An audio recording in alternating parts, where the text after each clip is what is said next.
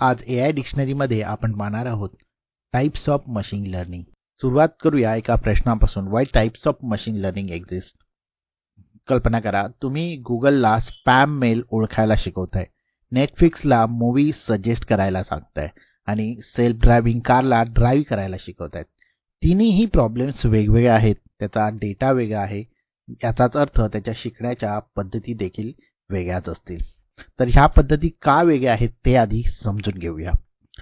सुरुवातीला data is not always the same, म्हणजे कधी आपल्याकडे लेबल डेटा असतो, म्हणजेच इनपुट सोबत आन्सर पण दिलेला असतो. उदाहरणार्थ सांगायचं झालं तर ईमेल स्पॅम आहे की नाही हे आधीच सांगितलेला डेटा आपल्याकडे असतो. पण कधी डेटा अनलेबल्ड असतो, जसं की कस्टमरचं बिहेवियर, कोणी काय खरेदी करणार आहे हे मॅन्युअली सांगितले नसतं.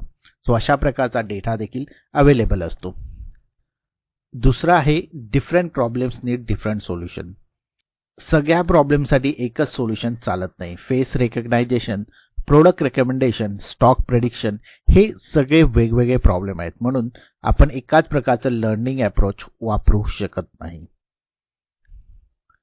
तिसरं आहे different levels of human guidance, म्हणजेच कधी मशीनला पूर्ण गायडन्स दिलेलं असतं, कधी त्याच्याकडे इनपुट असतो, आउटपुट असतो, तर कधी मशीनकडे स्वतःचं पॅटर्न शोधत असते आणि कधी रिवॉर्ड पनिशमेंट बनून शिकवलं जातं. सो वेगवेगळ्या प्रकारे मशीनला आपण शिकवू शकतो. पुढचं कारण आहे real world applications are different. Netflix movie suggest करतं, गुगल मॅप रूट सांगतं, रस्ता सांगतं, ॲमेझॉन प्रोडक्ट्स रिकमेंड करतं. तर हे तिन्हीही वेगवेगळ्या प्रकारच्या गोष्टी आहेत, त्याचं बिझनेस लॉजिक वेगळं आहे, त्यामुळे सगळीकडेच एकाच टाईपचे शिकवून चालणार नाही, बरोबर. म्हणूनच आपल्याला वेगवेगळ्या प्रकारच्या लर्निंगकडे लक्ष द्यावे लागते.